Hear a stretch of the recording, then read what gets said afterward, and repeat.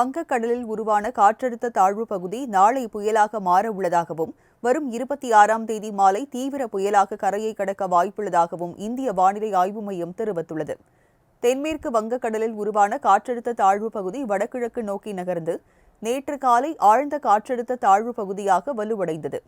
இது வடகிழக்கு நோக்கி நகர்ந்து இன்று காற்றழுத்த தாழ்வு மண்டலமாக வலுப்பெறும் என்றும் இது மேலும் தீவிரமடைந்து மத்திய கிழக்கு வங்கக்கடலில் நாளை காலை புயலாக மாற வாய்ப்புள்ளதாகவும் இந்த புயலுக்கு ரீமால் என்று பெயரிடப்பட்டுள்ளதாகவும் இந்திய வானிலை ஆய்வு மையம் தெரிவித்துள்ளது. தொடர்ந்து வடகிழக்கு நோக்கி நகர்ந்து மேற்கு வங்கக்கடல் பகுதியில் வரும் 26ஆம் தேதி தீவிர புயலாக கரையை கடக்கும் என்றும் தெரிவிக்கப்பட்டுள்ளது. இதனிடையே கேரள கடற்கரையை ஒட்டிய தென்கிழக்கு அரபிக்கடலில் மேலும் ஒரு காற்றழுத்த தாழ்வு பகுதி உருவாகி உள்ளது. இதன் காரணமாக அடுத்த 3 நாட்களுக்கு தமிழ்நாடு மற்றும் புதுச்சேரியில் இடி, மின்னல் மற்றும் பலத்த காற்றுடன் கனமழை பெய்ய வாய்ப்புள்ளதாகவும் சென்னை வானிலை ஆய்வு மையம் தெரிவித்துள்ளது.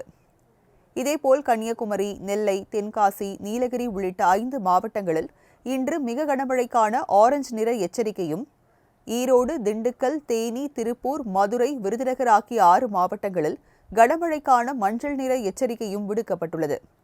சென்னையில் வானம் ஓரளவு மேகமூட்டத்துடன் காணப்படும் என்றும் நகரின் ஒரு சில பகுதிகளில் லேசான மழைக்கு வாய்ப்புள்ளதாகவும் தெரிவிக்கப்பட்டுள்ளது. மேலும் தமிழ்நாடு மற்றும் புதுச்சேரியில் இன்றும் நாளையும் அதிகபட்ச வெப்பநிலை இயல்பை விட ஒட்டி காணப்படும் எனவும் சென்னை வானிலை ஆய்வு மையம் தெரிவித்துள்ளது.